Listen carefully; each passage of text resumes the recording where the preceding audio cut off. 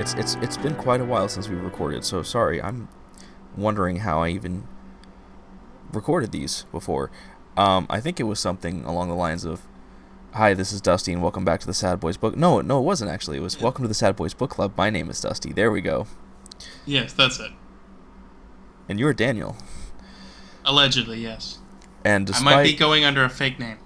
And despite the fact that I think the release between these two episodes is going to be like 2 weeks at most, it has been 4 months since we last recorded. Wow. That's kind of crazy. Yeah, that is my fault. I moved across the country and also just didn't get back to it after the move. So, here we are at the end of the year trying to quickly finish off Heat 2, which we started way back in mid-August. Also, I don't know how much this is going to come across, but I don't know where my microphone is currently, so if my audio sucks compared to how it used to be, how it normally is, that's why. I'm using a very old blue snowball that you and I used, back in the Let's Play days. Yeah, like 11, 12 years ago. Very, very old mic. So, our first attempt at fortune and fame on the internet. Yes. Yeah, Heat 2. I picked this book back up after about 4 months of not reading it. Thankfully, I edited the episode, that part 1, after 4 months of it sitting on my hard drive. So it gave me a good refresher. I think you listened to it too before I uploaded, so you got a good refresher. So I was able to kind of... These lit cells are out here. They're going to say, oh, you do too much recap. You don't do enough analysis. Well, guess what? When your podcast goes on a 4-month hiatus and then you come back and you have no idea what the heck the first half of the book was, you will thank yourself for having extensive, exhaustive recaps. Yeah, it's... It helped for sure. I remembered most of it, but there were little details that I got a nice little reminder to, so that was nice. I don't remember if I actually did figure out, because this is something I've been wondering, because I was talking to my roommates about the little girl in 1988 wearing a Dragon Ball t-shirt, and I'm just like, no, it didn't release until the 90s in America. I don't remember if I ever found out the answer as to whether or not it was airing in Mexico by 88, but I want to say I want to say it was distinctly possible. Sorry, this is the hot button issue. Let me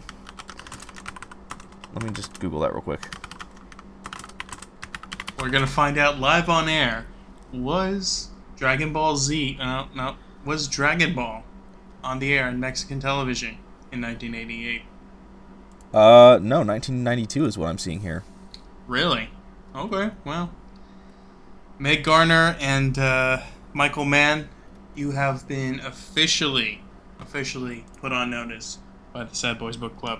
Oh, no. Do your research next time. I'm sorry, that was Dragon Ball Z, not Dragon Ball. Dragon Ball released in Mexico in 1986, so it is technically possible. So, but by that, what I mean to say, they've been put on notice because they did such a great job. Wow. Incredible research, guys. I did say in that episode, I can't speak to the release in Mexico, only to the release in America. So, and granted, they were in America. They were near the Mexican border, but they were in America technically. So, I was just going off of what I knew. They go back and forth, like, over the border into Mexico. They're, like, the smuggling and all that. I imagine it then allows for them to have a lot more of a cultural milieu that is Mexican, which would, you'd see the Dragon Ball earlier. I'll bet there's going to be a lot of people when the movie comes out that are going to make a deal of it and are going to fall on their face when the research comes out. I did say I could be wrong, and I was going off of purely the American dates, not the Mexican dates. So, I did want to look into it, and I don't remember if I ever did or not, but I did just now, and it looks like it's theoretically possible because it had been on the air for at least 2 years at that point in Mexico. Which, once again, why is America getting that so late?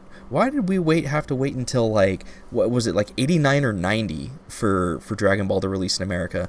I'm sorry, this is the hot button issues that we're talking about here in the Heat 2 Part 2 analysis. We're gonna put a tariff on all Japanese anime until we get this figured out. Yeah. Until we can start making anime in America again. I wanted to get that off my chest before I forgot, and I almost did forget. It just happened to hit me. But, yeah, so we covered the first half of the book last time, and we're covering the second half of the book this time, which was not how we would have normally done it, but this August, rather, was a very weird month for me and for you, and we tried to do what we could, and then ended up, as you can see, shelving this for 4 months. So, gotta make do with what we can. So yeah, the first half of the book, as just a quick recap, was the immediate following of the film, within like the 2 or 3 days following the film, with Chris getting out of LA and Hannah trying to close the net on him. And then we jump back to 1988, where in Chicago, Macaulay and the gang are stealing stuff from a bank in Chicago, while Hannah is tracking down this home invasion person named Otis Wardell. And then we jump back to 1995 and then to 1996, where Chris is in what country was he in? It was Ciudad del Este or something like that was the name of the city. It was in Paraguay. Paraguay, thank you. And he is working security for they're Taiwanese, right? Yeah, a Taiwanese crime family. Yeah, and he's moving up the ladder. And also getting busy with the daughter, the not heir apparent, because she had, as I think as I put it last time, had the misfortune of being born with the female genitalia, which is just not fair to her because she is far more capable, more smart, more cunning, and way more suited to run a company than her older brother Felix, who the only thing he has going for him is what's between his legs and not what's between his ears. And we will see more of that in the second half. Sounds good. Well, let's go ahead and let's get into it. Yeah. So there are 3 parts in this second half here, and the bulk of it is 2000, part 6. Part 4 is 1988. Again, the finality of the 1998 storyline. And then we have a very short, I think it was like 10 pages long, part 5 was 96. So back in 1988, Macaulay and the crew, if we remember, they got the data discs that have the Mexican drug cartel truck smuggling operation that comes from all across the country, crosses the border, and they're wanting to basically get a piece of that pie. And so what they're doing is they are starting in like Arizona, where I think it was like Tulsa or something like that, and they're trailing. You mean Tucson? Tucson, was it Tucson? Tulsa is Oklahoma. Yeah, I think it's Tucson. If it's a T city, it's Arizona is I guess the important thing. I could be completely off on my towns, but they're following the trucks, Chris, Michael, and Neil, back across the border to their base of operations, which is it used to be a motel, and they're following them back there, seeing all of the trucks coming. They're offloading the I think it's the money is what they're offloading, and yeah, because it's dirty money, and then the people that are offloading it are then or no, it's different people coming to take it back, right? Different people are coming to take the money after it's offloaded. Yeah, they're taking in the money, then it's broken up. It's sent to the different counting houses. They have people overseeing all of that. Yeah, they're washing the money, so to say. They're replacing them with larger $100 bills instead of 1s, 5s, 10s, 20s that are not unmarked or whatever. So they're condensing the quantity of bills and bringing them back nice and clean back to the motel, and then shipping them off again to wherever it is that they take them. So the crew, they're watching them do that, and Neil is, he's having his moment where he's like, I'm formulating a plan, I'm seeing their weaknesses, and that's kind of how, for lack of a better term, the first half of part 4 goes. It's once again just like the first section in 1988. We're seeing Macaulay and his crew go through the planning phases, setting everything up. It's more of what we saw in the movie as well, and it's fantastic. And we get to see the strengths of each member of the crew once again. We see Trejo again, played in the movie, believe it or not, by Danny Trejo. I really hope that they just cast him again, even though he's gonna look like 30 years older. He's gonna be twice as old. That's so funny. But yeah, another thing, we don't have to touch on it, but we see also the formulations of Elisa and Gabriella. Gabriella and Neil's relationship, and it's very apparent that they are becoming all very close, and he's becoming a surrogate father figure, and they're planning what they want to do. It's in true tragic star-crossed lovers fashion.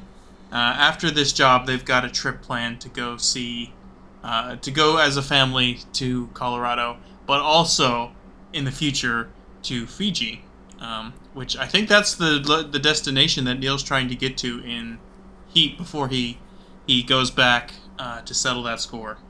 Yeah, and more than just being there for him, Elisa is ostensibly working with them. She's her and her family, because her family has a history, especially her uncle Tio Tomas. I actually have the little bit here from the book ready if you'd like me to. Yeah, go for it. That in there. She's crossed the border countless times, literally countless. It's what she does, what her family has done. They've traveled this land since before there were borders here. Borders have made their business possible. Borders are a transaction cost in a capitalist economy. Borders create the business model and market opening that contrabandistas exploit. Smugglers take the risk, outsmart the bureaucrats who suppress free trade, who pretend they can outlaw homebrewed mezcal or homegrown weed. They bring the cheap electronics and appliances that everybody in California and Arizona and Texas gets, tax-free, to people who live 5 miles across an arbitrary line in the sand.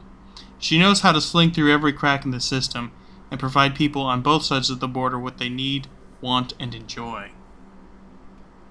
Yeah, really good writing, by the way. It is, and one of the things that's kind of interesting about the character of Elisa is that she has kind of got one foot in each world, and that works for a number of ways. It works for the fact that her and her family are live a trans-border kind of life, which was pretty common then, less common now for reasons that are apparent to everyone, I'm sure. A lot of people, have a lot of their families have been like that. But also another thing about her that's kind of interesting is she definitely seems to have kind of an interesting perspective on capital, and there's a lot of the books. I want to say, who knows? It's difficult for me to pin down exactly if it is a critiques of capitalism, so much as it is an interrogation of capitalism. But a lot of those phrases and ideas and thoughts are voiced by her, particularly in her conversations with Neil. Yeah, and that's something that I've kind of thought was interesting as I kind of tried to tease out the political viewpoint of Mann / Gardiner, just to kind of see what is, because that's kind of an interesting. I think it's fair to say when you're dealing with crime, there is always a crime fiction. There's always a political element, so to say, and so I'm just interested in teasing out that viewpoint, and maybe we can circle back to this at the end. But at the end, it's actually kind of interesting. I don't know that I still don't know fully what the point of view of the authors is on that matter, but Yeah, we can keep going. yeah. So they're all working together. Her side of it is handling a lot of the staging, the safe houses, the routing for how they're going to cross the border back and forth when they have their ill-gotten gains, all of that. Whereas Neil and his crew are figuring out how they're going to get in and get the score. And what he realizes is that in this whole abandoned like block or so that the cartel has where their operation is, because they have maintained such control over this area, it has caused them to become a little sloppy, for lack of a better term. Complacent. Yeah, complacent is a better term. Because, no one messes with them because they know if they do, they're going to get killed. If someone walks in there just by misfortune, they're either going to get their ass kicked if they're lucky or killed. So it's a very like they have good security, kind of. Like there are the cops are working with them.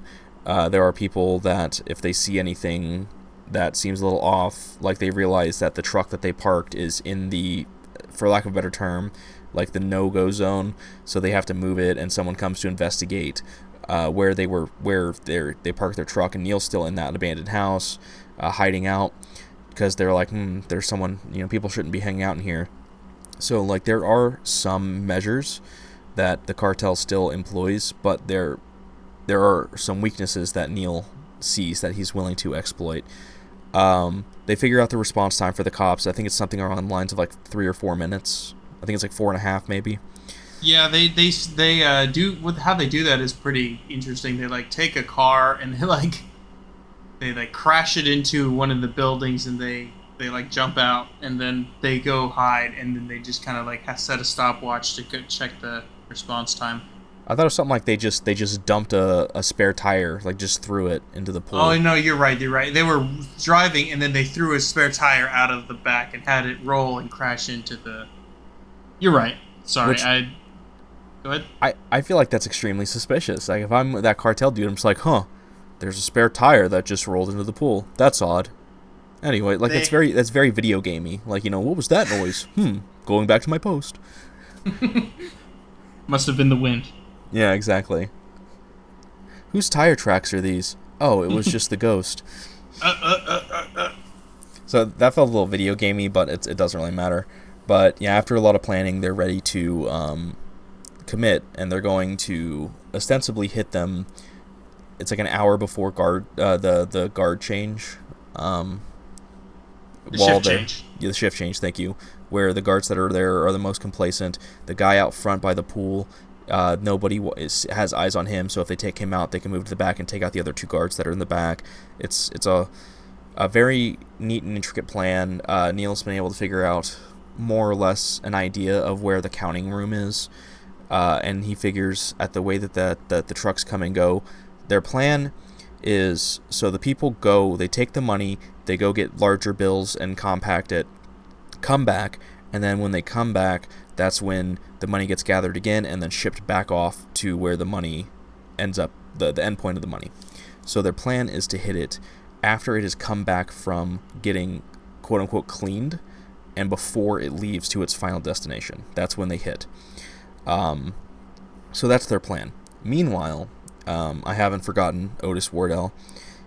If you remember the last we saw of him, he was trying to figure out who Macaulay was and what he was doing, and he ended up killing Aaron Grimes, the person who supplied them their vehicles in Chicago, including the truck that they were using, the car transport 18-wheeler truck thing.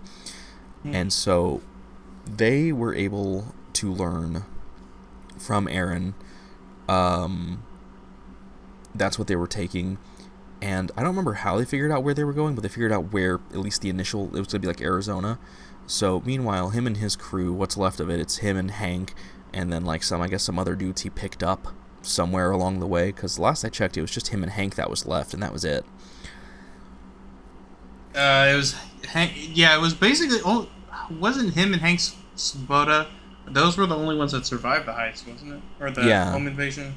So he must have picked up like 3 dudes in Arizona or something, and so he's just having them ostensibly run ragged, just looking for the truck, and Hank's basically giving up hope. He's like, we're not going to find it, and then they just happen to find it, which I do personally find is a little convenient, but we have to have the plot. Yeah, they had to keep the plot moving, but I didn't care for that. I wish they could have just gotten a more sensible piece of intel, and then they got there. I mean, they were what they were doing was they were looking for the car carrier, and so they were traveling across northern Mexico looking for a car carrier, and then when they happened to just through sheer dumb luck find it, they were like, "Oh, there it is. That's where Neil McCauley is." Yep. I think that could have been handled a little. That's really my maybe one complaint, or at least one substantive complaint about the book. Yeah, it was quite literally, all right, it's not here, let's turn around. And as they're doing the U-turn, they just turn and just their headlights hit the truck, and there it is. And it's like, oh, wow, that was convenient. Which, my question is, because, like, Tio Tomas was the one that was going to go get the truck and bring it down to across the border, waiting for them. Why wait? They already had the safe house set up. It was an abandoned area. It's, an old, wooden log cabin or whatever that nobody lives in. It's an old safe house that they used. Why leave the truck behind some, Taco Bell or whatever, wherever it was that it was sitting in, some parking lot? Why in some town in Arizona? Why not just have it cross the border one night and just sit there? It just felt like a really massive amount of convenience to keep Wardell in the plot so far. Yeah, I'm sure there's some explanation, but I will just say how it just kind of struck me as a little cheap. I think that could have used a different narrative route, but yeah, it is what it is. It wasn't, at the end of the day, it got him back into the plot, and that was the important aspect. Yeah, all things considered, it's a pretty minor complaint, but it's probably one of my biggest complaints of the book. Yeah, agreed. So McCauley and the crew, they hit the score. Everything's going really well. Everything is just, coming to plan. They're having a really big haul. I think they estimated something in the ballpark of like $14 or $15 million total. It was exhilarating, in fact. That was this. Yes. We're kind of underselling it, but because it wouldn't do it justice if it were like, and then they went in this room, and then they killed that guy, and then they turned around. Oh no, there's 3 guys. So, and then they tied him up and cut his Achilles tendon. That was pretty gnarly. I'm glad you at least mentioned that. That's kind of something that you see in Neil, actually, that kind of makes him. He rides the line to being of being an anti-hero, and that's one of the times when it feels like he's kind of crossing over, Yeah. Yeah. Which, I mean, I'm sure there's people like, oh, but they're bank robbers, idiots, so they're obviously bad guys. It's like, well, you know what I mean. You know what I mean. Yeah. No, it's, they're the main characters. You have to make at least some form of, concession in order to buy into them being, the focal characters. And they're likable, except for that. But to be fair, this is also cartel members, and they're probably not good people either. So, they get hit with of course, something has to go wrong, the Murphy's Law of all of these kinds of plots. And the 2 guys that are going to be doing shift change just so happen to pop in an hour early. Because they're like, oh, I was going to go, I just got done doing whatever it was I was doing, and I'm just going to go. They were partying at the club overnight, and then they came in early so that they could wash their clothes, because they didn't go home. So they were going to go and then use one of the laundry machines at the broken down abandoned hotel to... Yeah. I guess be ready, presentable at work. Yeah, and so needless to say, they see things are wrong. They call in backup. So now the timer has started because Elisa's, I think, cousin, Manny, he's on Overwatch. So he's seeing all of this. He's radioing everything that's happening to the crew as they're inside the motel. So they're like, okay, our timer starts. It's time to go, but they can't leave the way they came. And thankfully, it's just a big labyrinth of just sledgehammered walls knocked down so that they can just travel hole through hole. And so they fight their way This part home. is going to be incredible in the movie. Oh yeah, I bet it. Every action scene, as I'm reading it, I'm like, man, I can't wait to watch this. Especially at the end. I'm like, oh, this is so cool. On the final fight, not the final one, but the climactic action scene in L.A. I'm still Yeah. looking forward. It's not, I don't think it's going to be as good as the bank scene in the first film, but that's one of the greatest action scenes ever. So that's not really a fair comparison. But damn, I'm looking forward to it because that was I so mean, much as fun to long read. as you can get like 80% of the way there, that's an incredible action sequence. If you could get Yeah. 90%, you're in the top tier. If it's just not fair though to compare it to the original because that is like the action sequence of all Yeah. time. So yeah, they fight their way out. They get their clean getaway. Everything, ostensibly, despite the hiccup, goes perfectly, and they're like, "Woo, yeah, did it." Meanwhile, like they radio back to Elisa, who's waiting for the all clear from Neil. She gets it. She radios back to Tio Tomas, who should be at the. I realize I could call him Tomas, and Tio is just uncle. I understand that, but he's constantly listed as Tio Tomas, so I just feel like calling him that. I don't know. Maybe that's just me being weird. I don't see any problem with it. But anyways, she radios to him, and he gives her a message that has one of the code words for something has gone wrong.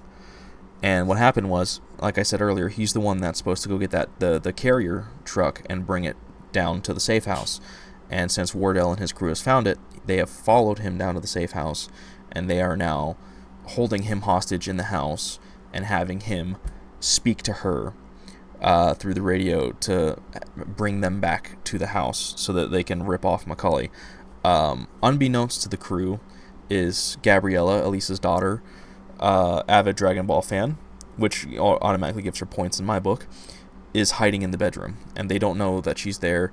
Tomas knows that she's there, and he is indirectly spoken to her to like let her know to hide, and like that and this is gonna happen again with her mom, where it's like he's speaking to them but in a coded way that she understands, so she's hiding. Elisa knows something's wrong, knows that Gabriella is there, and is like, oh god, I gotta get there. So she sends a message through to try and take whoever is there in the house and move them out of the house. So she gives some like kind of bogus info, like, hey, go meet at the Taco Bell on 6th and Broadway, or something like that. Just like she calls Macaulay and gives him that information, and he obviously picks up on it, and he's like, all right, cool, see you there. So he knows something's wrong as well. And so then she's going to head to the house and try and see what's going on. In the meantime, Wardell murders Tomas. It's pretty brutal. Elisa gets there. She does the whole thing, like I said, where she's like, hey, we're going to meet here in this place. And she sees 4 men leave the house and drive away. She goes in, sees Tomas, and Wardell closes the door behind her. I forgot, he said something, and the line is important because it comes into play later on. It was just like, I'm honey, you're home, or something like that. It's something like that.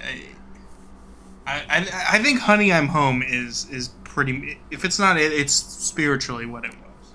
It's something like that. I feel like it was some kind of change to it, but so now she is in his sights, and now he has her, and what she's trying to do, her biggest priority is to get him out of the house so that Gabriella can escape and not be on their radar at all. So she contacts Neil and tells him to meet at, she frames it as the spot that they're supposed to meet, but it's actually her telling him where she's going to take Wardell. And it's this place, it's out in the dunes, where there was a scene that happened between the two of them earlier where they're looking out on the dunes. It's a really nice character moment between the two of them. Really great writing. She's telling him ostensibly to go there. So he's taking her there. Because she tells him, hey, what I gave him was bogus. Here's where we're actually going, because he's like threatening her life and whatnot. So he calls his men and he's like, hey, this is where we're going. Come meet us here. Neil is able to tell the rest of the crew via radio, without giving it away, where they're going via coordinates. It's a really really ingenious way of doing it. He's basically, he's like, how much money you think we got? And they're like, oh, I don't know. And he's like, oh, I think it's about this much. And the number that he gives them is the coordinates to where the location is. That's super cool. He is one of the coolest characters that De Niro has ever been. I know it's not going to be De Niro playing him in this movie, but all these little nuances are also very familiar to anyone who's seen the first. He's just such an awesome character. Yeah, and that's my biggest. That's what upsets me the most about the second film is obviously we can't get the original cast back. It's been almost 30 years since the first. No, they're film. gonna Irishman them again.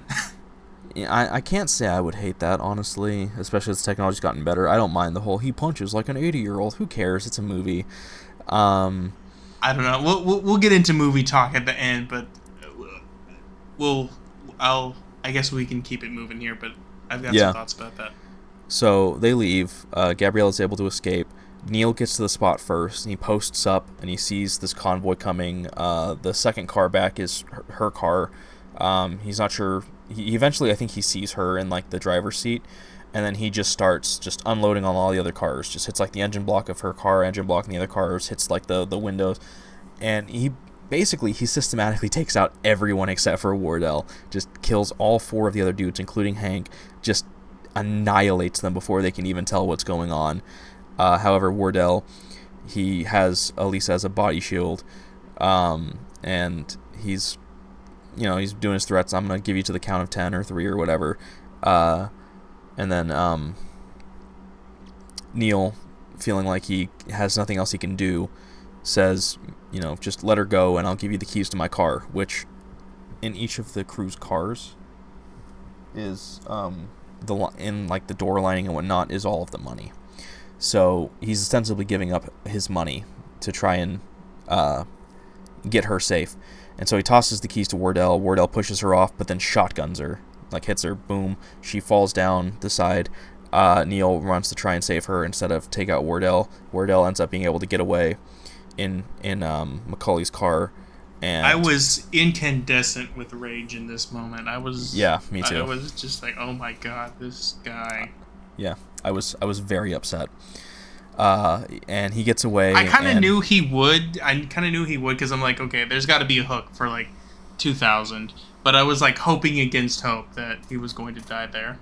That leaves us now with Neil holding the dying body of Elisa as everyone else is able to finally make it back to Neil. And hey, great job, guys. Yeah. Way to show up. Yeah, real clutch there. That's ostensibly the end of that part. Everything, goes to shit. And we see what turned Neil Macaulay into the seemingly cold and reserved person that he is in the film. Yeah, it was a very good sequence. It was very action-oriented. It was a lot of fun. We saw a lot of interesting development in the characters, particularly Neil and Elisa, who had a section where she was thinking about, we kind of skipped over it, but where she was thinking about her life and the world and, the changing situation on the border and what she hoped to out of her relationship with Neil. It was actually a very nice sequence, and she was eating a Jack in the Box taco. I don't know. It was all very. That was one of the. I think that was her moment before things started. Killing. Blowing up. Yeah. So. A lot of really nice character moments. There was also some good development of Gabriella. Just salt that away. And then we, as you said, this was kind of the moment where Neil becomes the Neil as we see him in Heat, the original movie. He's a lot colder. He's a lot more more calculating, I guess. I mean, not that he's not calculating here, but you know what I mean. Like he feels like he's been burned, so to say. So now he's kind of doubling down on the preparation and has kind of put himself at a remove. It's the famous, don't get yourself attached to anything you can't walk out on in 30 seconds if you feel the heat around the corner kind of thing. So that brings us to part 5, which, as I said earlier, was a whopping 10 pages or so. and it's back in 1996, and it's ostensibly just the end of the bit with Chris in Paraguay. That this first section of it, he the encryption key that he gave the Chens with like the malware in it goes off. They're pissed about it. Him and Paolo and a squad of their men go to a restaurant where what was his name? The Chen guy. Someone with a C. Not Felix, but Claudio. Yeah. Where Claudio Chen is, and he's just like, hey, it's me. And he's like, oh, hi, Mr. Not Scott Terry Scott Terry. I don't remember. It's 2 first names. You can't trust it. And he's like, yeah, I work for the Luz. And, here's how this goes. You fucked us, so we fucked you. Let's call it square. Let's equalize it or whatever. Like, keep the equilibrium, and let's just get back to making money. And Claudio's just like, all right, fine. He's obviously not happy, but he's like, as long as we're not getting fucked anymore. And he's like, all right, cool. And that's basically part 5. Yeah, it's it really only just serves as like the bridgeway to wrap us up to be ready for the year 2000. Yeah, we're wrapping up with our rivals. We're scrambling to prevent Y2K. All of that stuff. Yeah, so that brings us to part 6, the final part, which is LA 2000. This is the longest section of the book by far. The distant future, the year 2000. Exactly. The humans are not dead, though. So, Vincent Hanna is now currently the captain of the Major Crimes Unit in RHD. What was it? What does it stand for? Something Homicide Division. Really bad. That's probably what it was. So he's the captain of that now, and he's just got a lot of things going on, a lot of responsibilities that he's shirking. Him and what was his wife's name in the film? Justine. Yeah, Justine. Him and Justine have divorced for real. She's left him. But he still keeps in contact with Lauren, who was Natalie Portman's character in the film, Justine's daughter.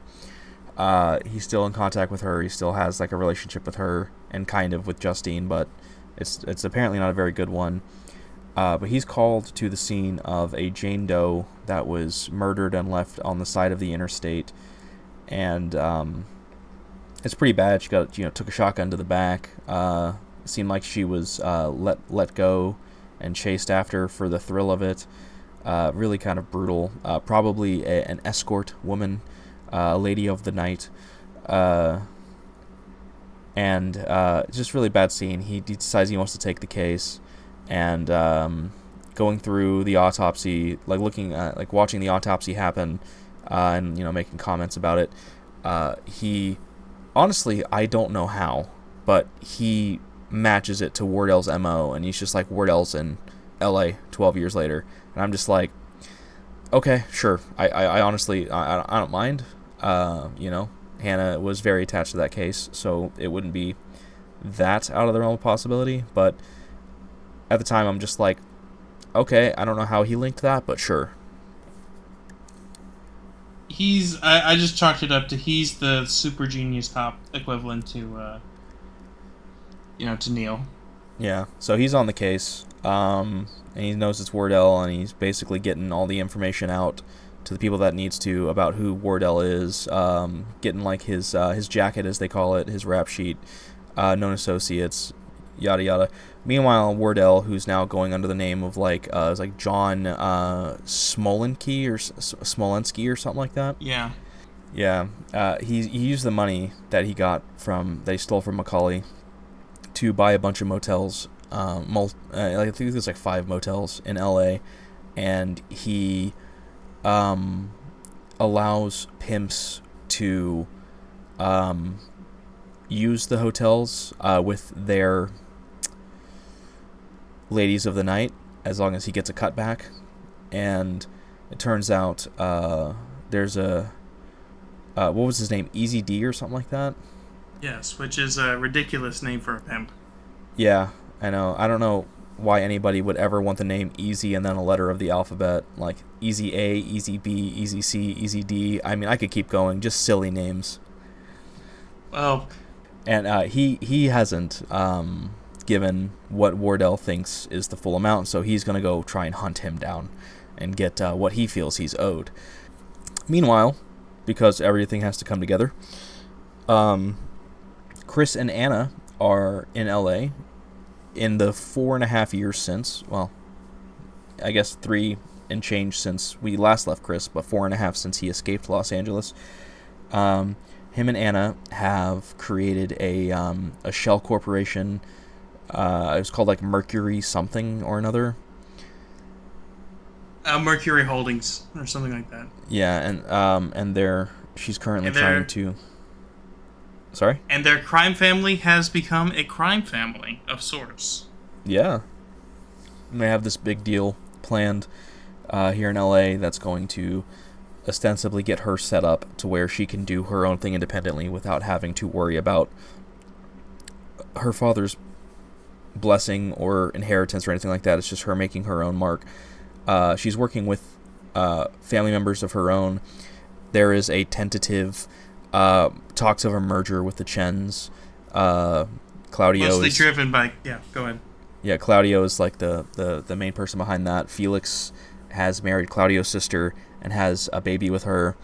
And remind me to come back to Felix and Anna if I don't. Cause it basically seems married to Claudio besides that, too.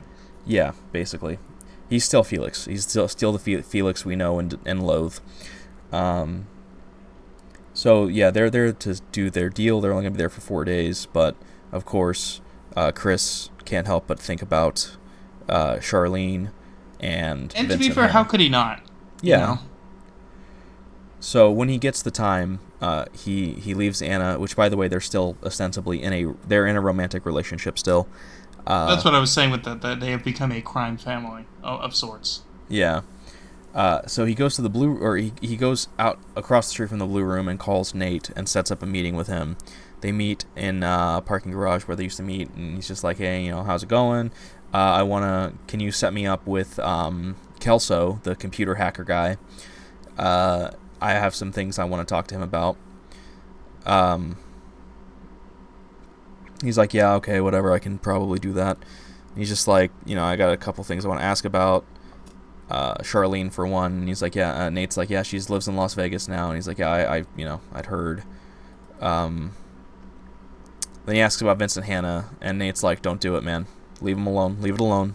I understand. I get pissed off every time. I want to put a bullet in him every time he comes into the Blue Room every other month and tries to shake me down. I love Neil too, but you just can't touch him. You can't do it. That's straight up sadistic by Hannah to constantly go to his associate's bar just to remind him, if nothing else. It's an interesting wrinkle on the Hannah character. Yeah, I mean it's not that out of character, honestly. No, it's not out of character per se. It makes sense, but it's just like, wow, what a jerk, That's just pretty. I don't know. I'm sure someone would spin it like, actually, he's gonna look for known associates because Chris is a wanted criminal, but that's part of it. But really, what he's doing is he's just throwing weight around. So he's like, yeah, just leave Hannah alone. It's not worth it. But he gets the meeting set up with Kelso. Then he goes back. Yeah, he has a number that Charlene gave him, like for emergencies. He tries calling it, but he hangs up immediately. But him and Anna, they have their thing that they're gonna have going on, and so they have this big deal. They go to the meeting for it. I think the first thing was them going to the meeting, and it doesn't quite. This all happened before what you're talking about. Yeah, the very first thing was them going to the meeting. It doesn't quite go the way they want it to. Anna is forced to sign an agreement that she doesn't agree with believe it or not. And it's basically that the Chens are trying to swoop in and take this deal out from under her and take control from her, and she's pissed about it, and that's why he wants to go and talk to Kelso. So he gets in. It's basically Claudio setting up a deal that's like, haha, you lose, we take your business, bye bye. It's like that person that doesn't do any work in the group project, and you have the person that does all of the work in the group project, but instead of, the person that doesn't do all of the work also getting a passing grade, it's like he took the project and you fail and he passes, is what he's trying to do. That's a fair assessment.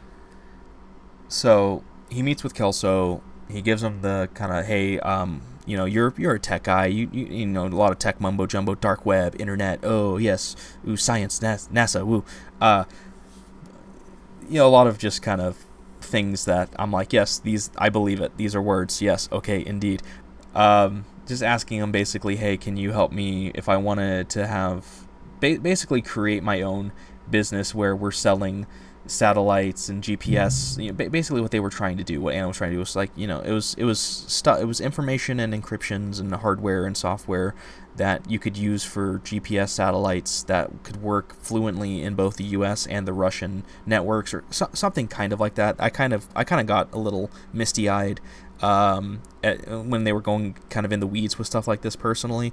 Or I guess my eyes glazed over would be probably a better expression for that. No, you're just so emotional by how beautiful the technology was. Yes. Oh, late 90s, early 2000s. Government technology. So beautiful. And Kelso's like, I could probably do it, but we're not window shopping. You come to me when you know what you want, and then we'll work on there. And he's like, sounds like a plan. In the meantime, Anna and Chris, they're meeting with this guy. I forgot his name, but he works at the Raymond Chang. Yeah, and he works at the place where the parts are that they're using, the thing they create, the stuff that they're selling. I don't know how better to explain this. And she's working him to get access to the factory and to, I guess, get what they need. And he's working, since he's like a tech dude, he's able to get them in off the grid and whatnot. They go look, he's going to give them like all the information they need. And yeah, so that's just kind of like her plan working. So their plan at this point is to, like I said, they're going to build their own thing. They're going to go out from under the Chens and her family and muscle their own way in completely and fully independently. That's their plan. So she has to leave and go to Singapore. He's supposed to go with her, but there's the lingering Charlene situation that is causing stress between the two of them, between Anna and Chris. And I think at one point, I think before this, he called Charlene, and he finally actually did talk to her. And she told him, she's in Las Vegas, but she's been with another man for about a year or so. He's really good. They want to go to, where? It's like Singapore. Macau or something like that? No, Macau, I think. Macau. And it'll be really good for Dominic and whatnot, and he's obviously very upset about that because, how dare another man touch Charlene. But, I hear she has a great ass. But, and he's got it. Okay. And yeah, he tries to meet her, and he uses the term set up a meet, and she's just like, you set up a meet with a crew, not your wife, and hangs up on him. I'm gonna say that was a little bit much. It's like, I mean, that's not. Maybe it's not the most romantic way to phrase it, but I thought that was a little bit of an overreaction on her part. I think it's more that she's just not. She's more emotionally conflicted about the potential of the meeting more than she is about the specific phraseology. I think there's just more at play because she correctly probably resents him for being gone throughout all these early years, and she's had to kind of carry a lot and also had to work as his alibi for a period of years. So I get it, but also that phrase was pretty innocuous. Yeah.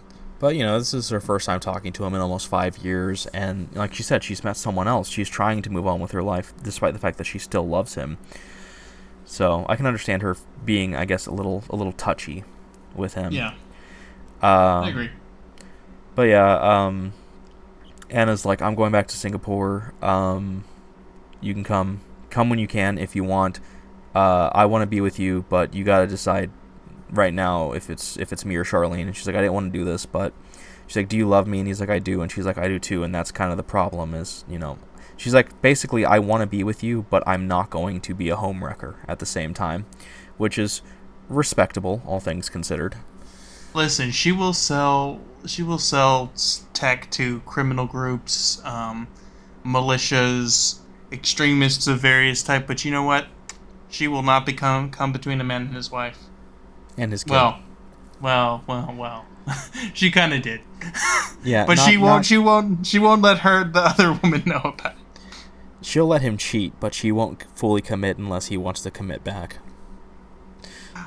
It doesn't sound as good when you put it that way. It's honor among thieves.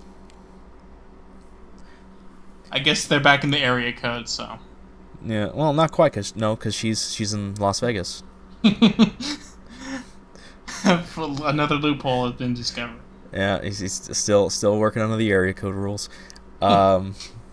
So she leaves to go to Singapore to continue her next stage of the plan, and he stays to kind of like, I guess, figure out what he's going to do. He drives all the way to Vegas to see Charlene. He gets to her house. He gets her address from Nate. He gets to her house, and he sees her in the window and Dominic, and she's happy, but then she sees the new man, and there's an almost kind of like idyllic nuclear family kind of setting that he's seeing through the window. And it just, it breaks his heart, but he knows that this is what's best for her and what's best for Dominic, so he leaves and he goes back. The nuclear family has irradiated his hopes and dreams. Basically. And he can't hide out in a fridge with a gopher this time. I guess we'll see what the fallout of this... That's an Indiana Jones joke. I really nuked the fridge that time, huh? I guess we'll see what the fallout of this event will be. Indiana Jones and the Great Circle, now available on Xbox Game Pass and PC. This show is not sponsored by Bethesda. Or Machine Games. Or Microsoft. Haven't played that game, though, but I want to. Anyways. Very much looking forward to it. Anyway, go ahead. So he heads back. Meanwhile, she goes to Singapore, and she's just kind of like, I need to do this, but I'm really into that Chris guy, so maybe I should just go back. So she decides to go back. And so she heads back early, because she was going to come back, but it was going to take a couple of days, but she decides to just come back early. He comes back. He sees that her bags are there. But then he hears her screaming, because she's been on the phone with her father. She's talking to her father. And then all of a sudden, he's like, oh no, what? And then there's gunshots. So she gets into the, she's able to, log into the security system at her house back in Singapore, or in Paraguay? Yes. And she sees, two men come in and shoot her father. And as they're just casually walking, they're just sauntering back out of the compound, like, haha, we just possibly killed the patriarch of a massive Taiwanese crime family. Let's just have a nice casual stroll out the front gate. I just want to throw out here briefly that must have been some crazy internet for year 2000 to watch that streaming from Paraguay in LA, It's probably like 2 or 3 FPS. Even more agonizing to see frame by frame. She's just like, enhance. Why is it not enhancing? I'm zooming, but it's not enhancing. So yeah, they get gunned down outside the compound. Chris is immediately suspicious of this. He sees that the arm that he sees gunned down the two guys, this motorbike guy, as he's been ostensibly been dubbed at this point. He's like motorbike. He watched, yeah. He saw in that 144p image. He was able to notice that arm. It's like, whoa, high def. It's like, can you burn this on a DVD for me?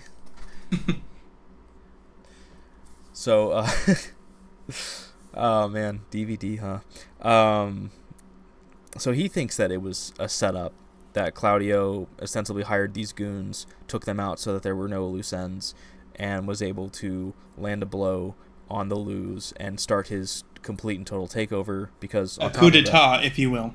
yeah, uh, on top of that, Anna has been completely locked out of everything. So it's not that hard to see that there's a lot of malicious intent going on. Yeah, she's trying every account, and it's like, oh, locked out, locked out. Oh, also, money gone. You know. Yeah. Meanwhile, Claudio's just like, "Oh, I'm so sorry for your loss. You should probably get back here. Take care of your father, because her father, Paolo, has taken her father, and he's in the ICU. And she's like wanting to go back home and be with her dad. And Chris is like, no, they're setting you up. They're trying to take you out of the game. We need to be smart. We need to do this right. And it's basically we're gonna strike back and we're gonna do this hard. And he's able to get her around to his way of thinking, and that's when they really start working with Kelso completely and starting the real depths of their plan to really do the break off independently. So I'm gonna put a pin in that for now, and I'm gonna hop over back to Hannah and Wardell. So yeah, Hannah. Also, I guess something that's going on as well is Chris at one point in time was shadowing Hannah, and he's gotten his routine down. And Hannah goes to a boxing gym like 2 times a week. And his plan is one of these times when Hannah gets out to go into the gym, he's just going to snipe him. Boom. Revenge for Neil. Hashtag justice for Neil McCauley. Killing the man who killed him for justice. In the name of justice. Anyways. It gets a bit murky when you're in this level, when you're swimming in these waters. Yeah, it's very much an eye for an eye kind of thing. But anyways, Hannah, he's working this case. Him and his partner, I forgot his name, is something with a B, and it's in the ER. So Wardell, actually, real quick, he in order to try and track down Easy D, he goes to the woman, I forgot where she's from, but she's ostensibly, her name's like Helena, and she's the one that is selling these women, trafficking these women.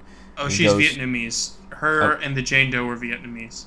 Okay, she's the one that's ostensibly trafficking these women to the pimps, and he's trying to find out where Easy D is from her. And he does the classic home invasion thing. They disguise themselves in like a party van, and he goes, and she knows it's him, and she's like, "Those masks are stupid," and he's like, "They're for the neighbors, not for you." And he beats the shit out of her, and she is put in the hospital. Hannah, obviously it's his same MO, so it's on his radar.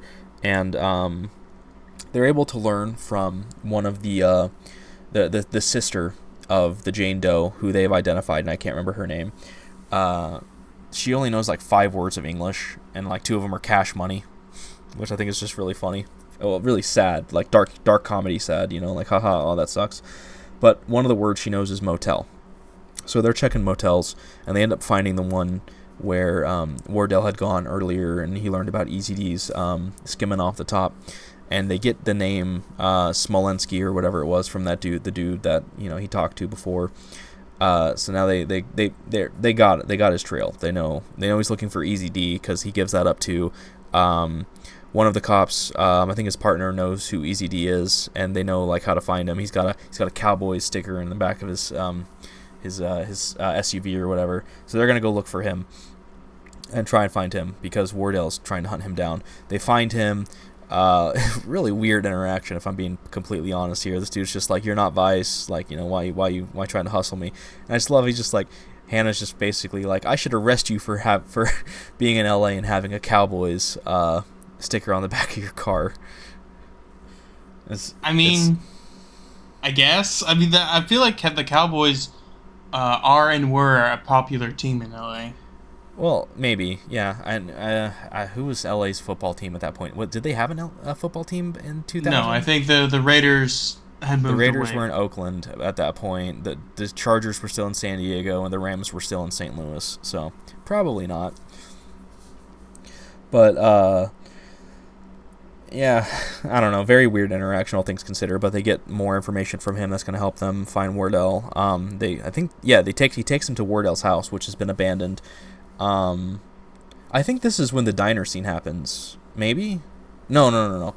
I could be getting my order mixed up, but it's not that big of a deal, all things considered. But somewhere during this point in time, we are introduced once again to Gabriella, who is now a 20-year-old. She's doing college and she's working at a diner. She's going to UCLA, which is that's nice. A really good school. It's got like a 9% acceptance rate, something like that. Yeah, but she's also... I don't know how it was in 2000, but it's tough to get in now. Yeah, but she's working in a diner, and she goes and she's working, and she's serving this table, and a man at the table grabs her and asks for a beer, and she recognizes him as the man that killed her mother. She freaks out, says that she's sick and has to leave, and just leaves. But unfortunately for her, one of his crew members is like, "Oh man, you really scared that waitress chick, huh? She's really getting out of here." And he looks and he sees her like running away to the bus stop, and he recognizes her because she looks a lot like his mom. And he's just like, "Oh my god, I can't believe it! I've been made." So he wants to chase after her, but she's already gotten to a bus. She goes to takes the bus, gets off, goes to the police station, and puts in a tip saying that there was this man named Otis Wardell that killed my mother and my uncle back in the border town that they were, the border crossing spot that they were in back in 1988. So she gets that tip out. So Gabriella's back in the story at this point in time. Meanwhile, Hannah, they can't find him at his house. One of his crew members, I forgot what the guy's name is. It's something like Take Two or something like that, or Two Takes. Was it in TikTok or something like that? TikTok, thank you. Okay, I knew it was two T's. He's just like, "Oh man, the cops made your house," and he's like, "Son of a bitch."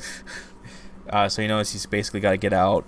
He knows he has some money from the jewelry he took from Helena, so he's got to get out. But he wants to get Gabriella. Because he's got to get revenge on her because he feels like this is all her fault. Even though, honestly, all things considered, she was just extra help that may not have necessarily been needed to I don't know. Who knows? It's hard to say.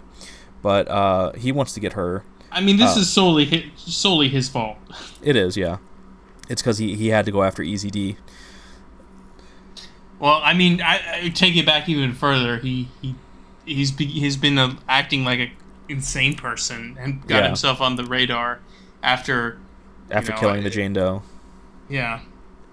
Because she laughed at his penis, or no, she gagged at his penis when she saw it, which I thought was weird. I mean, it's. I think the implication we're supposed to come away with, and this is a very sad part of the story, is a lot of these young women, and this is true even now. There's a lot of women that are trafficked that are under the belief that they're going to do a more conventional job, let's say, and then they're essentially forced into this line of work. And so I think that she was having a hard time adjusting to that, and was, had an understandable emotional reaction to essentially having her autonomy taken from her. And obviously he's not an understanding person. He's just an insane psychopath. So he had a bad reaction to that. And I think they also mentioned there was at that moment they were playing Tupac's, was it Changes? No, it was Mama. Dear Mama. It was Dear Mama.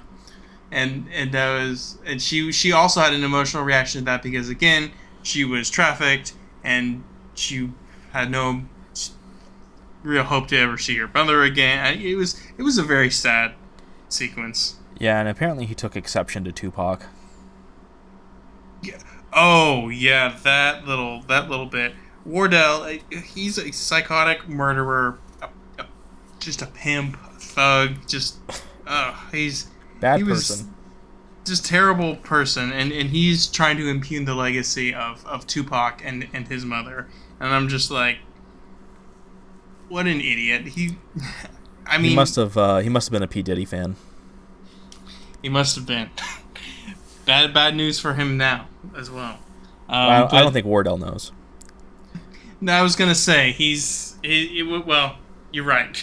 It's beyond his purview of caring, but I don't know. It's just I was pretty. It did a good job of making him seem like even more of a piece of shit. Yeah. Hannah gets the tip, so he rushes to meet with Gabriella. He talks to her, learns about what happened, learns in a shocking twist of fate that the man that Wardell was after at the time that led to the whole situation was Neil McCauley, of all people. And he's like, oh, wow, okay, that's crazy. He gets the information from her. She gives him what little she can and wants to give him about the whole situation, but it's enough for him to go on. And he's just like, wow, a small world, huh? Right? But they tell her to stay somewhere else because she's not safe in her house. And just they're going to try to handle it. They're trying to close the circle on him, but Hannah knows that it's going to be, his chances are dropping. Meanwhile, Wardell, one of the days, she goes back to her apartment really stupidly because she's got to get her chemistry book or whatever, and it's while she's getting it, of course, that Wardell decides to break into her house because he gets her information because one of his crew members gets her info from the place that she works, from her boss, and that just happens to be the time that he breaks into her house, but she's able to thankfully does the all-time stupid move of like, oh yeah, I'm here to see my cousin, but they said she was gone. Can you tell me where my cousin lives? Or something like that. Yeah. But she's able to hide outside the window on some like kind of ledge that juts out. She's like hanging up against the wall on the outside. He goes through her room, tosses it apart, knows that she's not there, but he leaves a message for her, like her panties are pinned to the wall, and he writes in her lipstick, I think it's what was it? Something like, it was either like dead whore or whore bitch or something like that. Something just super vulgar. This is one of the worst villains. Just totally irredeemable. Yeah. Totally just piece of shit is underselling it, frankly. Yeah, he's just terrible. Just awful. So, but she's able to make it out of that situation. And she's fine. But so they end up they go to they figure out the car that he's driving, what kind of car he's using, which is a black Firebird. It's because they go to a fence. They figure out the fence that he's been using to hawk the jewels that he stole from Helena, and the fence gives up the information that he doesn't know. He knows that he's driving a black Firebird, doesn't know the license plate, but he knows there's a LoJack on it, so they're able to do a trace on the LoJack. So they're going to do that. Meanwhile, TikTok has Wardell took the business card for Hannah's partner from her apartment when he was searching it, and TikTok calls her saying, "Hey, I'm Officer So and So. I work with Officer Such and Who's. Can you come meet us at the McDonald's across the street from the diner that you work at? Because we need you to. We think he's here, and we need you to basically help whatever." And so she's like, ID him at the station. Basically, she's like, "Yeah, that makes total sense." So she starts heading that way. Meanwhile, they've gotten the location of his LoJack, and they're waiting. They're in the area. They're waiting to get him, but then they're trying to contact her, but they can't get a hold of her. She tries to contact Hannah, but she can't get a hold of him. She sends a message saying that this is where she's going to the restaurant because she's been called there by his partner. He gets the message and he's like, "Oh no, she's been set up." So he's moving to try and like intercept. She gets there, but Wardell gets to her first and gets her in like a, as they calls it, like a tight lover's embrace, and is able to move her to his car. Hannah is following on foot, but he's not able to do much because he doesn't want to put her at risk. But he loses sight of her, and they see the black Firebird driving away. Chris is also there, isn't he? He is. I'm about to circle back to that. Right. And so they start their pursuit against Wardell, who now has Gabriella as a hostage. Chris, meanwhile, by the way, so they've done their whole thing. They've got they took their shipment and got it sent off. So they're that was actually a good sequence though, when they were meeting with Raymond Chang and getting the widgets, whatever it was, the hardware, the hardware, yeah, the hard drives and the hardware. you know, hard dudes, hard wear, all that stuff. Yeah. There was this a little portion that I wanted to read from, I think, and I've got it here. It's he's here to be bought. It's considered commerce in Ciudad del Este, Hong Kong, Nairobi, Shanghai. In Anna's view, this deal isn't transgressive. It's business liberated from artificial regulatory constraints imposed by state legal systems. She has an incentive She has an incentive program for this man to provide valuable IP to the Lius, to Mercury, or Skunkworks. And so it's kind of interesting that in a lot of Anna's like little monologues and moments, like to contrast with Elisa earlier, it's like Elisa has kind of like a vaguely sort of anti-capitalist perspective. When you contrast that with Anna, who is like, has a very absolute free market kind of, to the point where she is now committing crimes, view of the world. I don't know. It's kind of interesting that dichotomy there, and in terms of the love interests, Elisa for Neil and Anna for Chris. Yeah, it's a very fun character development for her, character arc rather. Yeah, so they have all of their things set up. The plan is they're going to sell everything that they got to it's like Lebanon or something, and they're instead of paying for cash, they're going to get the crude oil, and then they're going to turn around and sell the crude oil to another country. To Myanmar. Who's going to be able to pay. They're being like embargoed or whatever, so they're going to be able to just sell it to them under the table and get some good money out of it. No, it wasn't Lebanon, it was Libya. Libya, sorry. So that's the plan. She's flying out, and Chris is supposed to follow, but his flight is later because he's got a couple of unfinished businesses he's going to take care of, one of which is killing Vincent Hanna. So he had followed... And that's also... She's also giving him the final... her final ultimatum. She's like, okay, like, this is serious. If you come with me, you have to put this behind, and you need to be serious about a relationship, or if that's kind of one of the things that's hanging over it. And then he's kind of like, he's choosing his future. Yeah, and he's like, I have to think about it. She's like, okay, well, fair enough, but I'll if I meet you out there, then we'll continue being together. And if not, well, yeah, you gotta figure that out. If he wants to be with her and work with her and do this, he has to be all in. Yeah. So that's why he's going around trying to. He's already more or less made the decision. Sometimes the morally correct thing to do is abandon your wife and child. For your affair partner. That's what you got to do sometimes. Yeah, and he basically calls Charlene and he's just like, Go to Macau, do this. It almost comes across as a command, and that's how she takes it. She's like, I don't need your permission to do this. And he's like, that's not really what I meant. My point is that this is good for you. This is good for Dominic. It's just forget about me, forget about my lifestyle, and do what's best for you and what's best for Dom. Raise him the way that I never could have been raised. And she's like, I'm gonna hate you for this. He's like, I know. And that's like where their conversation ends. My flippant and jokey way of putting it, and as well as the cheating, flippant and hand waving stuff there aside, I feel like Chris made the only really correct decision. It's like there's really no coming back, and it's really just not fair to Dominic, especially to put him in a situation where he's on the with his father, who is a wanted criminal. Yeah. And I think Anna is probably better for him than Charlene ever was. I think it's a better fit. I think it's as far as who is probably a better person, I think it's probably Charlene. But that bridge was kind of torched when he embarked on his own lifestyle. So yeah.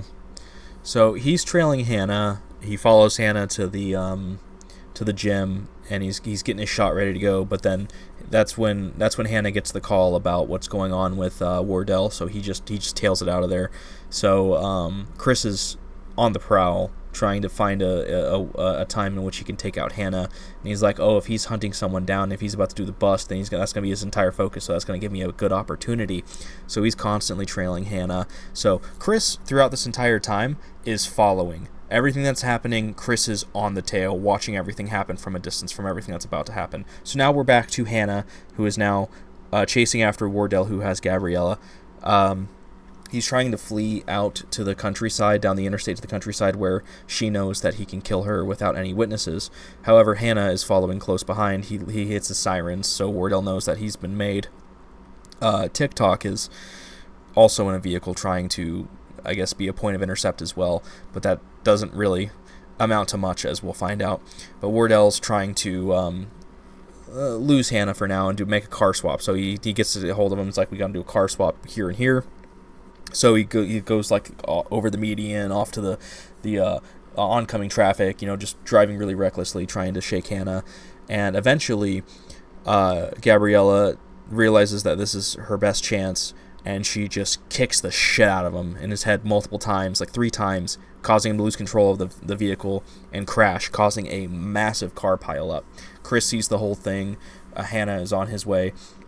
So Chris is getting set up in a position where he can, take a shot. But then he's seeing, this woman crawl out of the passenger side of the car and trying to run away from this guy who has a sawn-off that's trying to shoot at her. And he realizes, as he sees her, she looks exactly like Elisa. And he's like, oh my god. And he tries to take a couple shots at Wardell, and she sees him, thinking that he's trying to shoot her. And he's like, Gabby, get behind. Gabby, come here, come on. And she recognizes him, but she can't quite place it quite yet. And he's just like, get behind me. And he's trying to protect her from Wardell. Meanwhile, the cops have gotten there, Hannah, his men, and they're trying to push up on Wardell, who's chasing after Gabriella. They see some other gunman, and they're like, who the hell is that? TikTok pulls up, and Hannah's partner just drills him with a shotgun, so that went nowhere. But Wardell's, he's chasing her, trying to chase her down. Chris is trying to protect her. Hannah's trying to chase him down. Eventually, his focus comes to Hannah. Hannah gets shot in the leg by Wardell, but then he is able to draw his entire focus to him, and very similar to how he took out Neil McCauley. As soon as Wardell's able to show himself, Hannah takes him out, gets him 3 in the chest, and pops him one more time in the head for good measure. Which, don't blame him there. Right, he shoots him in the head afterwards, right? I think so. So they can't find Gabriella, but they know that she was the other gunman that was there was protecting her, and she got away. Chris is able to take her to her roommate's brother or whatever, and he takes her away. And he goes back to see what the deal is, because he just can't help himself. And he's, if he's gonna be able to take out Hannah, he's gonna try to. But he goes and he sees Hannah. He's getting medical attention. He goes to go see Wardell. They're searching the car, yada yada, just doing post-crime scene things. And Chris is basically just like, not today, Hannah, and he leaves. So Hannah, in the meantime, is he's like, I think he's in the hospital, right? And he's and he's wondering who the other person was.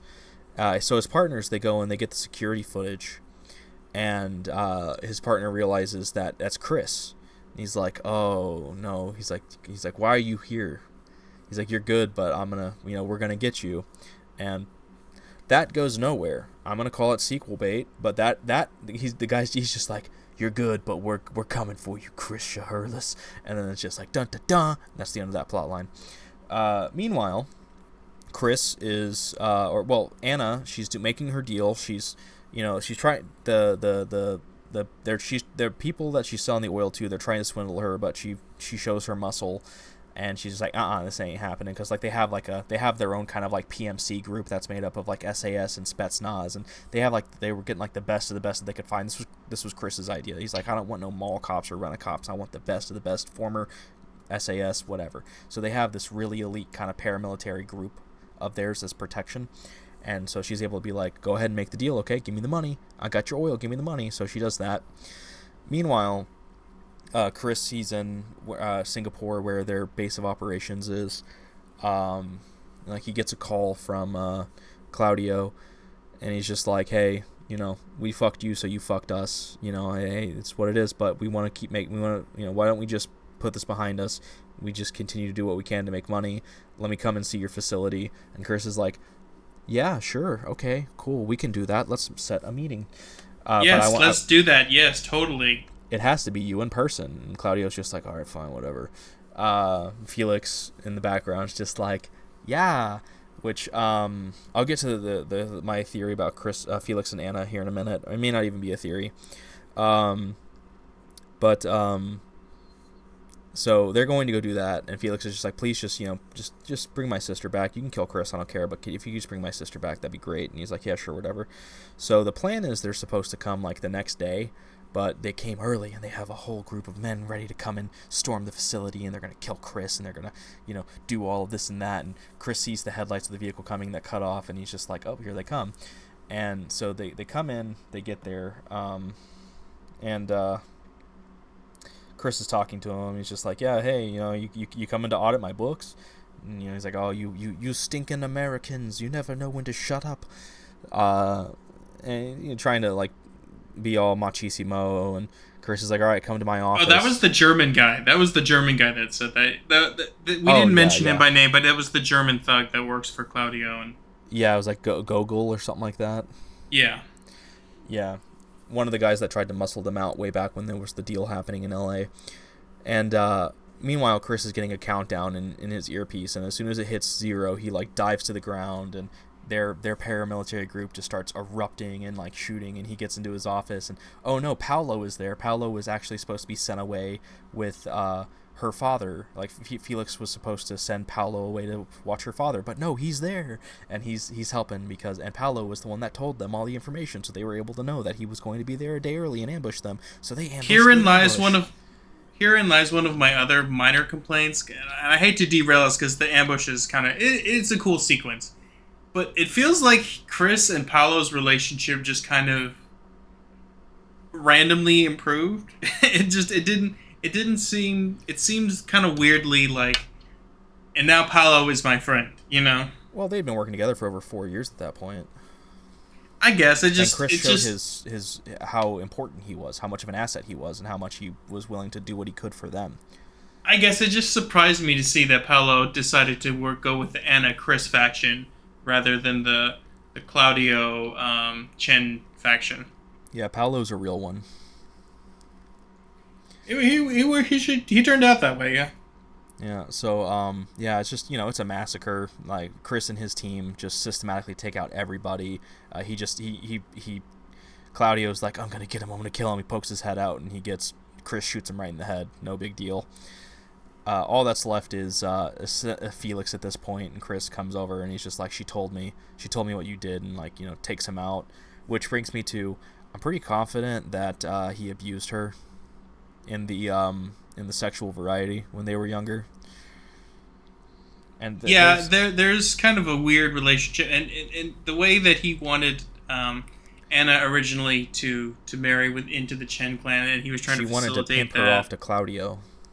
Yeah, it just I think that was maybe I'd need to read it again, but I felt like that was the subtext there.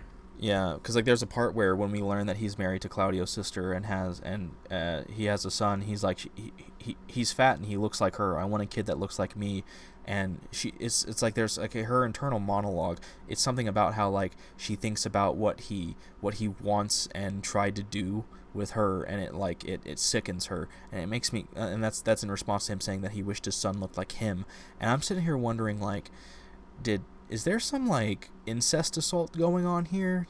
Is that what this is being hinted at here? Like, did he try to Alabama roll tide her? It might have been. I wonder if they will make that more explicit in the book or in the film.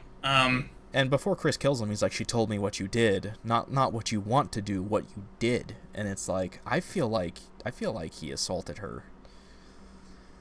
I think that's a fair inference to make. I'd have to read it again or see the film, but I think that's one of the things you're supposed to come away with because he's really slimy. Yeah. Although Anna, she didn't want Chris to kill him. No, she He's wanted like, him to save him. but he was like, "Yes, I will do that." And then And he then killed goes, him. and then he's like, "Oh, oop." Then he came back. He's like, "Oh, well, it didn't really work out." Yeah, he got caught in the crossfire. I'm sorry, and she's upset about that. But he's like, it's whatever. And yeah, they took out they took out Claudia. They took out Felix. You know, they have their success booming, and that's where Chris is heading in the future. And then now the very last chapter, which is like only a couple paragraphs. It's like a paragraph. Nate's in the blue room, and Vincent Hanna comes in, and he's like, "So what are you not going to tell me about Chris Shaherless?" And that's the end of Heat 2. I can't believe they sequel baited Heat 3. I can't believe it either. I'm just like, really? Like as soon as there was the bit where he was like, "Oh, Chris, you're good, but we're gonna get you," and then it's just suddenly Chris is in Singapore. I'm like, what the fuck was that? Why? Why? Why? Chris is gone. He's not even in LA anymore. What are you talking about? And then there's that final paragraph with Hannah and Nate, and it's like, oh my god, they sequel baited me. They sequel baited me with a movie that's not out yet. That's a sequel to a movie that came out 30 years ago. it was pretty crazy reading that section. It was like, wait, what? It was nefarious. I felt like this was almost as bad as watching Across the Spider-Verse and not knowing that it was a part 1 of 2 and being like, boy, there's a lot going on. I feel like this movie, how are they going to wrap this up in 15 more minutes? This is a lot going on. And then suddenly it says to be continued. And I'm like, are you kidding me right now? That's how a lot of people felt about Dune as well. Yeah, well, we knew that. You and I personally knew that going in. But yeah, that because I didn't know Spider-Verse was going to be a 2-parter. When I watched it, I saw that and I'm like, what? What? Like, it wasn't that bad. That was, I mean, I wasn't as pissed off as other people apparently were with the Spider-Man one, but like that one was arguably worse than the Heat 2 one. But it just reminds me of that, where it's like, it's a not, it doesn't say to be continued, but it does, and you're just like, oh, Michael Mann, what the hell, dude? We don't even have the movie yet, and you're already planning the third one. Well, you know what? I hope it works out for him. I hope he just sticks around and is able to get it done. To direct it and to direct the other one, because I don't know, he's a great director, and I definitely hope he hangs it around. And I'm very excited for the movie. I have to say, I don't know how they're going to fit everything in. Even this last section. It was heavy, dude. It was heavy, dense. And it just felt like there was a little too much. I don't know where you could cut, but it's just like the big sequence on the bridge felt like the end, and then there was just this, and then there's this one more part. Yeah. But I mean, this is a great book, though. I really enjoyed it. Credit to Meg Gardiner, man. As I understand it, this is my assumption on how things went. Michael Mann had the story, and she adapted it into a novel, and she probably filled in some gaps as well. I don't know. This is just assumption. Meg Gardiner did a phenomenal job with this book. So much credit to her. Fantastic job. Just great book. So great job, Michael Mann. Great job, Meg Gardiner. You both killed it. Yeah, it was really good. I was, when it was first announced, I kind of had a little bit of a mixed feeling. I was like, I could see that going very wrong, but I liked the original movie so much, I'm gonna give it a chance. And then as time went on, I heard good things about the book, and I was pleasantly surprised. And as it got on, I've heard more things, and by the time we started reading the book, the film had gone into pre-production. It's still in pre-production, but I don't know. I'm cautiously optimistic. It was a great story. There's a few quibbles here and there, but it was good. I liked it a lot. Yeah, it's unfortunate that this is the book we're ending our year on, because I did want to have a few more books covered. This was supposed to be our August book, but things happen, and it was out of our control. But I'm glad that we did end up getting to cover this book. I had such a great time with it. It was very good. Yeah, but I really enjoyed it. Last little thought here. The two actors that have been attached to this project are Austin Butler and Adam Driver, um, rumored to be in the roles of Chris Shiherlis and the young Neil Macaulay, respectively. I can dig it. Um, I think those are good calls. Honestly, I could see Austin Butler very much in that role. I could see Adam Driver in there. It's that would be acceptable casting. The only thing that I'm not sure about is how are they going to find the Vincent Hanna? I can't think of a guy that could credibly pull that off. Yeah, I don't know, but I have faith. I mean, in Mann we trust. Yeah, but yeah, unless you got something to say, I think that's gonna do it for us. This is gonna be our last episode of the year. Our first episode of 2025 is gonna be our 2024 in review. Last year we did that as our last video of 2023, but as you know, it's currently to date us. It's December 29th right now. I'm gonna try and get this out by the 31st. It's just gonna have to be the first of the year, so it's whatever. It happens, you know. But I'm glad we were able to get this done. I think has been a great year for us, even though we only covered 8 books again, like we did in 2023 with that 4-month gap. But I still think this was a great year for us, and I'm very happy with what we were able to do with it. Yes. Thank you, everybody, for listening to not only this episode, this book, this season, but anybody who has listened to us, because it's been a great year, and we really appreciate it.